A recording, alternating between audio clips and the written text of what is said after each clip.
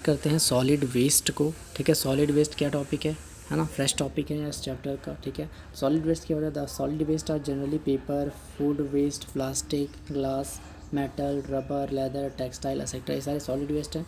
This solid waste are generally buried in the earth, है ना, ज़मीन में दफनाए जाते हैं या फिर बर्न किए जाते हैं टू रिड्यूस इट्स क्वांटिटी।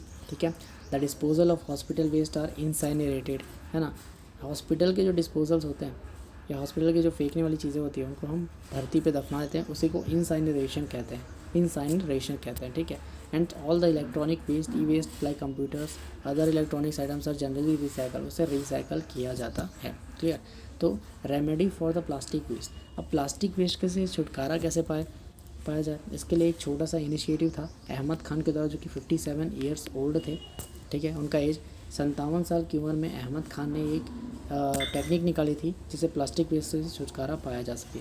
तो पॉलीब्लेंड एक फाइन पाउडर था जिसे रिसाइकल किया गया था, मॉडिफाई किया गया था प्लास्टिक में। ठीक है, अहमद खान ने क्या किया, 57 ईयर्स ओल्ड था उसका एज था। ठीक है, और पॉलीब्लेंड नाम का एक उन्हें क्या किया, fine powder recycle modified plastic, यानी प्लास्टिक जो है उसको फाइन पाउडर बना के उससे थोड़ा मॉडिफाई किया गया और पॉलीब्लेंड नाम का एक पाउडर बनाया गया। ठीक है, तो पॉलीब्लेंड क्या था, this polyblend is mixed with bitumen, ये बिटुमेन फिर से एक केमिकल है। ठीक है, तो polyblend is mixed with the bitumen and this mixture is used to lay roads, है ना।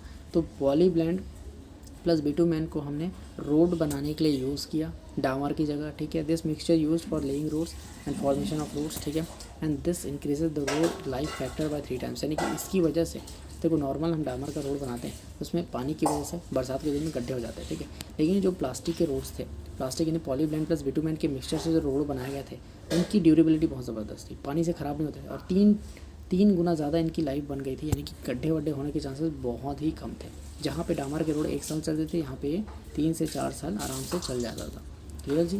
ठीक है, तो ये फ़ायदा था प्लास्टिक यानी कि पॉलीब्लेंड प्लस बिटुमेन के मिक्सचर से रोड बनाने का। ठीक है, जिसे अहमद खान ने 57 साल की उम्र में क्या किया, बनाया था। ठीक है, पॉलीब्लेंड का आविष्कार किया था। क्लियर जी।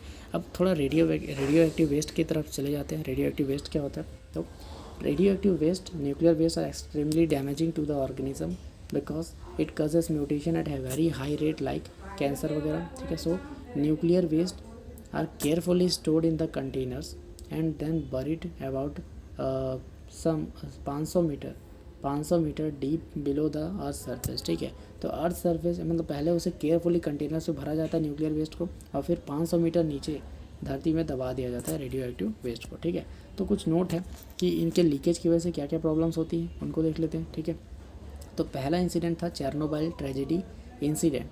ठीक है, चेरनोबिल ट्रेजेडी बोलो या इंसिडेंट बोलो, हैपेंड इन यूक्रेन।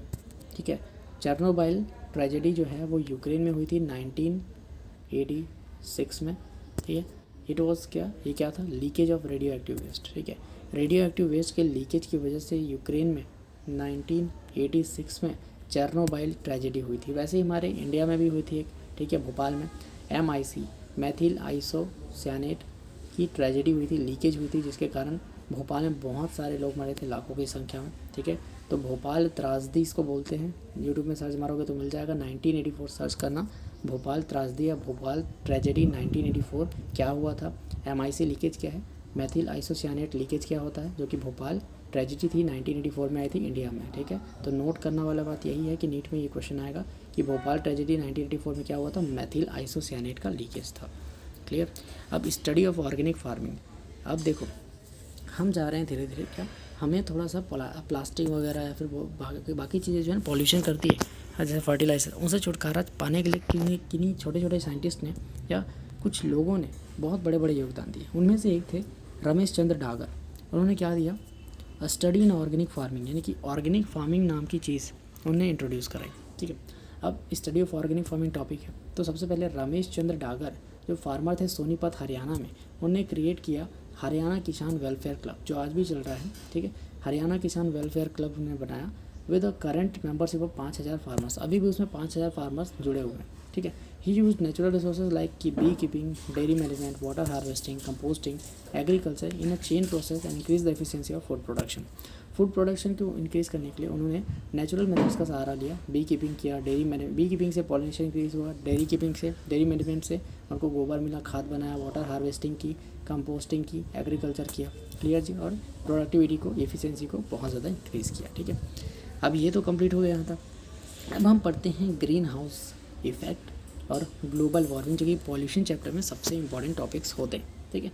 तो ग्रीन हाउस इफेक्ट क्या होता है ना, ग्लोबल वार्मिंग क्या होती है, इसको पढ़ते हैं थोड़ा सा, ठीक है। सबसे पहली चीज़ ग्रीन हाउस क्या होता है, तो green house effect is a natural occurring phenomena that is responsible for the heating of earth surface and atmosphere. यानी कि देखो, जो गैसेस होते हैं, ग्रीन हाउस गैसेस होती है हमारी अर्थ में, देखो यूवी रेस आती है, रिफ्लेक्ट होकर वापस चली जाती है, लेकिन अगर ग्रीन हाउस गैसेस होंगी तो उसकी वजह से वो रिफ्लेक्ट होकर अर्थ में ही, अर्थ के सरफेस में ही क्या हो जाएंगे, एब्जॉर्ब हो जाएंगे, अर्थ के सरफेस में ही घूमती रहेंगी, जिसकी वजह से अर्थ का टेम्परेचर मेंटेन रहेगा।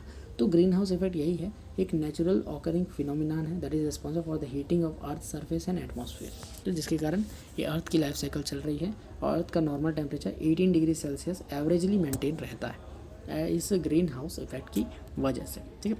Second point, the incoming solar radiation fall on the earth surface and heat up it and with a small proportion is reflected back. छोटा सा प्रोपोर्शन ही रिफ्लेक्ट होता है, ठीक है। तो अर्थ क्या करता है, earth surface re-emits heat in the form of infrared radiation, but major part of it cannot escape because of greenhouse gases like CO2, CH4, CFC, N2।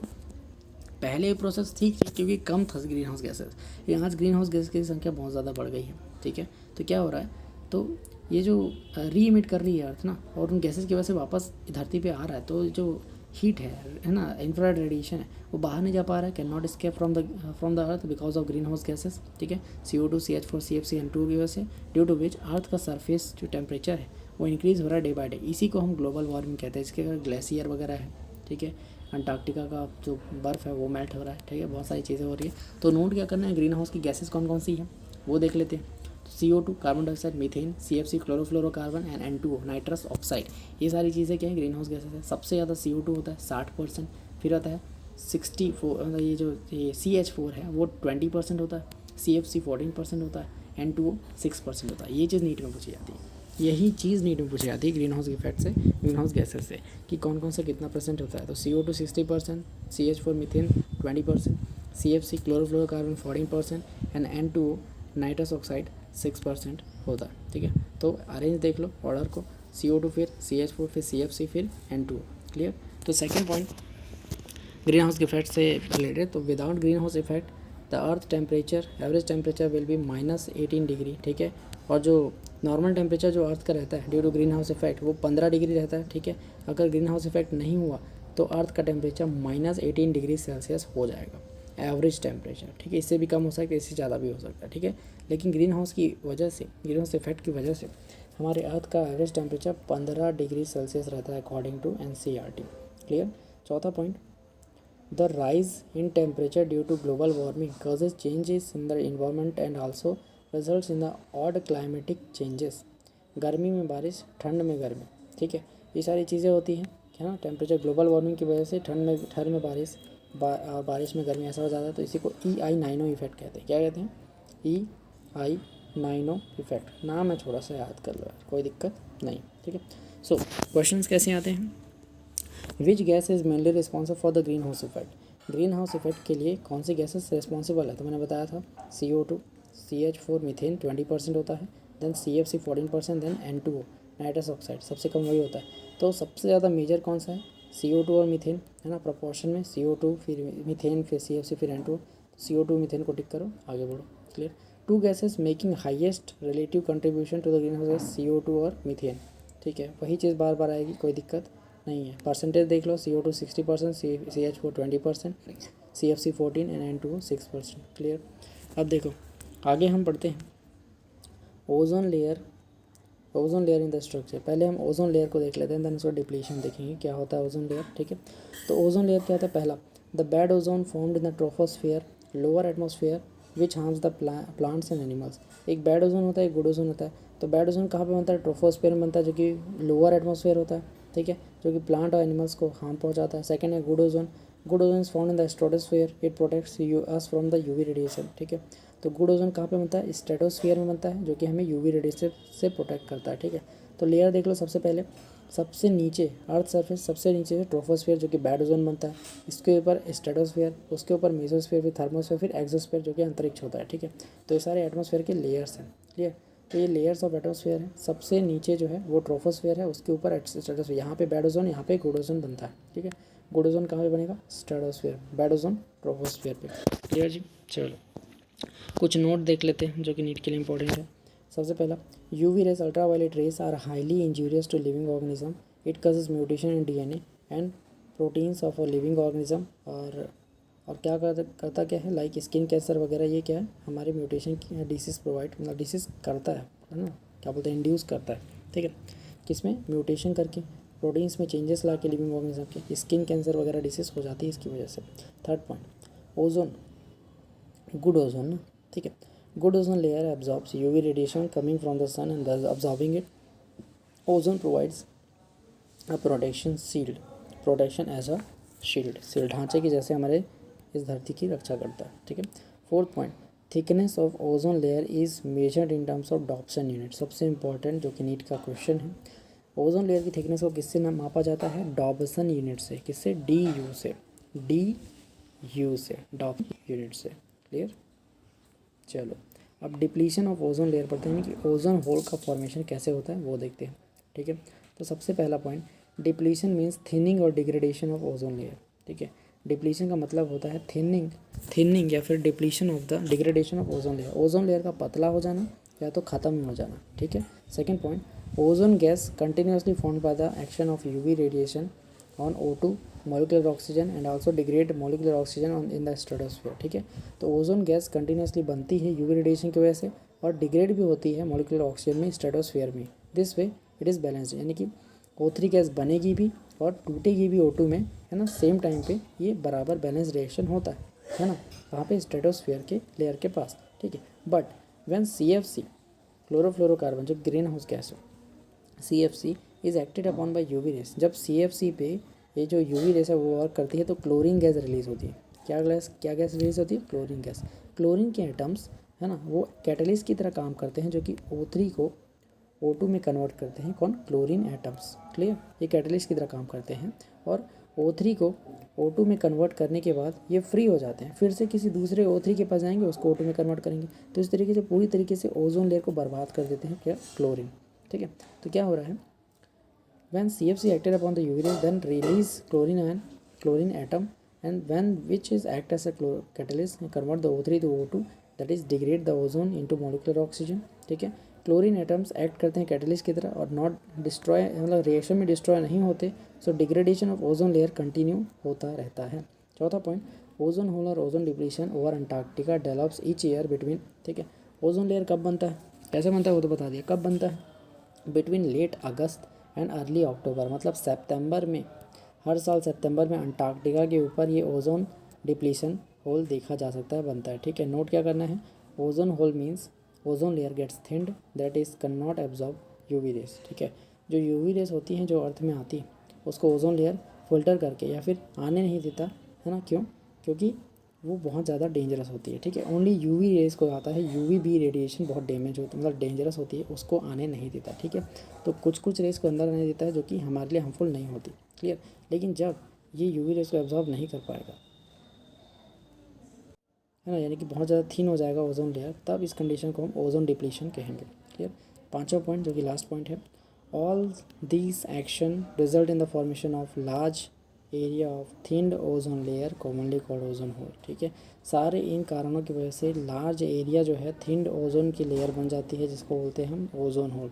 Ozone की जो लंबी परत होती है वो पतली हो जाती है और बड़े से एरिया में होने की वजह से इसे ओजोन होल कहते हैं, ठीक है।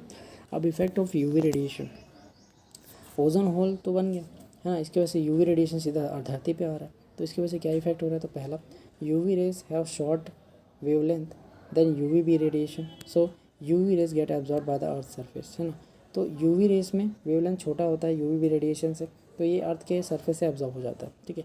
लेकिन UV B rays can't absorb by the earth surface, UV B rays earth surface से एब्जॉर्ब नहीं होती, so it damage the DNA and mutation में आकर, तो ये UVB रेज जो होती है वो डैमेज करती है DNA को और म्यूटेशन कर देती है इसमें। तो इससे क्या होता है, पहला तो स्किन कैंसर होगा, ठीक है, स्किन कैंसर कॉमन है। सेकंड जो है सबसे इंपॉर्टेंट है, human I and cornea absorb UVB radiation and high dose of UVB causes inflammation of cornea called snow blindness। बहुत इंपॉर्टेंट है, नीट में 2020 में आया था, 2021 में भी आया था, ठीक है। तो ह्यूमन आई और कॉर्निया जो है एब्जॉर्ब करता है UVB रेडिएशन को, और high dose of UVB causes inflammation of cornea called snow blindness। ठीक, स्नो ब्लाइंडनेस होता है उसकी वजह से, कैटरेक्ट होता है, असेक्टा डिसीज होती है इस UVB की वजह से, ठीक है। Due to this cornea gets permanently damage, इंसान अंधा भी हो सकता है, ठीक है। अब लास्ट थिंग इस ओजोन से रिलेटेड मॉन्ट्रियल प्रोटोकॉल होता है। अब मॉन्ट्रियल प्रोटोकॉल क्या होता है वो देख लेते हैं एक बार, ठीक है। तो the Montreal protocol is an international treaty design to protect the ozone layer from ozone depleting substance like CFC। यानी कि एक ऐसा संगठन है मॉन्ट्रियल प्रोटोकॉल जो कि ओजोन लेयर को प्रोटेक्ट करने के लिए बनाया गया है, जो कि ओजोन डिप्लीटिंग सब्सटेंस यानी ऐसे सब्सटेंस जो कि CFC लाइक गैसेस को यानी कि ओजोन डिप्लीटिंग सब्सटेंस को निकालते हैं, है ना, उन पे बैन लगाती है, उनको रोकती है, ठीक है। ये नीट का क्वेश्चन है, Montreal protocol related to the क्या, ओजोन डिप्लीटिंग सब्सटेंस को रोकने वाले एक ट्रीटी है to protect the ozone layer. Clear जी। सेकंड पॉइंट, मॉन्ट्रियल प्रोटोकॉल कब बना था, कब साइन किया गया था? मॉन्ट्रियल में कनाडा में साइन किया गया था इन 1987, लेकिन इफेक्टिव हुआ 1989 में। यानी कि इसका संगठन का, है ना, ये साइन कब किया, मॉन्ट्रियल प्रोटोकॉल बना कब था? मॉन्ट्रियल में, कनाडा में एक मॉन्ट्रियल जगह है वहाँ पे, ठीक है, 1987 में। पर इसका अमेंडमेंट कब हुआ? 1989 में इसकी शुरुआत हुई अच्छे से, ठीक है। दोनों नीड पे हैं, क्लियर। अब मॉन्ट्रियल प्रोटोकॉल तो ख़त्म हो गया, ठीक है जी। अब थर्ड एम देखते हैं, एम क्या है मॉन्ट्रियल प्रोटोकॉल का? The aim of Montreal protocol was to reduce the emission of CFC and other ozone depleting chemicals. Clear, ये चीज़ एज इट इज़ नीट में आई है, रट्टा मार लो, ठीक है। तो एम क्या है मॉन्ट्रियल प्रोटोकॉल का? ऐसे सब्सटेंस, है ना, CFC के एमिशन को रोकना और अदर ओजोन डिप्लीटिंग सब्सटेंस को रोकना, जैसे क्लोरीन वगैरह, उनको रोकना। क्लियर। अब कुछ क्वेश्चन देख लेते हैं इससे रिलेटेड। तो पहला, in stratosphere which of the following element act as a catalyst in degradation of ozone that releases molecular oxygen. O3 से O2 में कौन कन्वर्ट करता है कैटलिस्ट के रूप में? क्लोरीन, बस, ठीक है। मॉन्ट्रियल प्रोटोकॉल साइन किया गया था 1987 फॉर कंट्रोल ऑफ, किस चीज़ के कंट्रोल के लिए? Emission of ozone depleting substance like CFCs, ठीक है। Third question, degradation. देखो क्वेश्चन तो खत्म हो गया, अब हम लास्ट टॉपिक करते हैं जो है degradation by the improper resources utilisation and maintenance. इसको जल्दी से ख़त्म करते हैं अपन, ठीक है। तो पहला है deforestation. It is the removal of forest trees from the land that is then use for the non forest usage. Deforestation converts forest land to the farms, है ना, urban use etcetera. It causes soil erosion, desertification, ये सब करता है, ठीक है। Note, slash and burn agriculture is called jhum cultivation, ये इसी के अंडर आता है, डिफॉरेस्टेशन के अंदर, ठीक है। सेकेंड है कंजर्वेशन ऑफ फॉरेस्ट। अब हम कंजर्वेशन कैसे कर सकते हैं फॉरेस्ट का? तो by reforestation we can restore the degraded forest. Second point, Indian government formed national forest policy 1988 में उनने नेशनल फॉरेस्ट पॉलिसी बनाया, ये आया नीट में, ठीक है। Which recommends that 33% forest should be cover plains को 33% फॉरेस्ट कवर करना चाहिए और 67% हिल्स को कवर करना चाहिए फॉरेस्ट। ये इंडियन गवर्नमेंट ने नेशनल फॉरेस्ट पॉलिसी 1988 में ही बता दी थी कि ऐसा होना चाहिए। क्लियर, ठीक है। थर्ड पॉइंट देखते हैं, Indian government has recently instituted the Amrita Devi Bishnoi wildlife protection award for individuals और communities from the rural areas that have shown extraordinary courage and dedication in protecting the wildlife. देखो ऐसे लोग, है ना, wild life को protect करने के लिए जो बहुत ज़्यादा, है ना, साहस कार्य करते हैं, एक्स्ट्रा ऑर्डिनरी करेज दिखाते हैं, उनको एक अवार्ड देती है कौन? इंडियन गवर्नमेंट, जिसका नाम है Amrita Devi Bishnoi wildlife protection award, ठीक है जी। फोर्थ है चिपको मूवमेंट। चिपको मूवमेंट क्या है? Chipko movement of Garhwal Himalayas happen in 1974। जिसमें क्या हुआ था? In which local women protected trees from cutting down by hugging them, ठीक है। तो ट्री को काटने आ रहे थे राजा के सैनिक, तो उन्होंने ट्री को हग कर दिया और बोला कि इससे पहले हमें काट दो, ठीक है, लेकिन ट्री को मत काटो, ठीक है जी। ऐसा मूवमेंट, मतलब कि ऐसा ब्रेवरी उन्होंने क्या दिखाया? एक्स्ट्राऑर्डिनरी करेज दिखाया। इसी को हम चिपको मूवमेंट कहते हैं, जो कि गढ़वाल हिमालयस में हुआ था 1974 में। क्लियर, ठीक। पाँचवा पॉइंट, 1980s में इंडियन गवर्नमेंट इंट्रोड्यूस किया एक कॉन्सेप्ट जिसका नाम है जॉइंट फॉरेस्ट मैनेजमेंट, JFM, ठीक है। तो ये क्वेश्चन आया है, JFM जो एक तरह का, है ना, जो क्या बोलते हैं, वो होता है ना, एक सरकार का प्रस्ताव होता है, ठीक है, सरकार का प्रोग्राम चलाती है। तो वैसे ही JFM में जॉइंट फॉरेस्ट मैनेजमेंट 1980s में इसको लागू किया गया था, ठीक है, लाया गया था। तो इसमें क्या होता है, लोकल कम्युनिटीज़ आल्सो पार्टिसिपेट, गाँव के लोग है ना, जो मजदूर होते हैं सब लोग, वो पार्टिसिपेट करते हैं। They use wood trees etcetera resource of forest, और वही उनको क्या करते हैं, कंजर्व करते हैं। वो कंजर्व भी करेंगे अपने फॉरेस्ट को, और उसी फॉरेस्ट से कुछ लकड़ियों को है ना, पेड़ पौधों को यूज़ करेंगे। इसी को हम जॉइंट फॉरेस्ट मैनेजमेंट कहते हैं कि तुम ही उसको कंजर्व करो, तुम ही उसको यूज़ करो। ठीक है, क्लियर, ठीक है। अब नेक्स्ट क्वेश्चन देख लेते हैं। एक क्वेश्चन है, Chipko movement was launch for the protection of, किस चीज़ के प्रोटेक्शन के लिए, फॉरेस्ट के लिए। ठीक है, चिपको मूवमेंट किस चीज़ के लिए, किस चीज़ के लिए प्रोटेक्शन के लिए किया गया था, फॉरेस्ट के प्रोटेक्शन के लिए। ठीक है, joint forest management concept introduce किया गया था इंडिया में कब, 1980s में। कब, 1980s में। ठीक है, अब नोट क्या करना, please read NCERT at least 2 times, है ना, आफ्टर रीडिंग दिस चैप्टर। ये सारे के सारे देखो, 12th अब कंप्लीट हो चुका है पूरा, 11th भी कंप्लीट हो गया। तो नीट में जाने से पहले एक बार कम से कम दो से तीन बार कम से कम इसको पढ़ लेना। ठीक है, NCERT को, ताकि आपके सारे क्वेश्चन सॉल्व हो जाए। ठीक है, तो अब पूरा चैप्टर कंप्लीट हो चुका है। तो अब नए वीडियोस इससे रिलेटेड नहीं आएंगे, है ना। NCERT को पूरा डिकोड कर चुके हैं अपन, हैंड रिटन नोट्स पूरे प्रोवाइड कर चुके हैं। ठीक है, तो यहाँ पे 12th और 11th है ना, दोनों कंप्लीट होता है। सो आपका कोचिंग यहाँ पे ख़त्म होता है। क्लियर जी, अच्छे से दिलाना नीट का पेपर। मिलते हैं या नहीं मिलेंगे, देखा जाएगा, जो भी है आप पढ़ लेना बस। ठीक है, चलो ta-ta bye bye, see you, जय हिंद, जय भारत।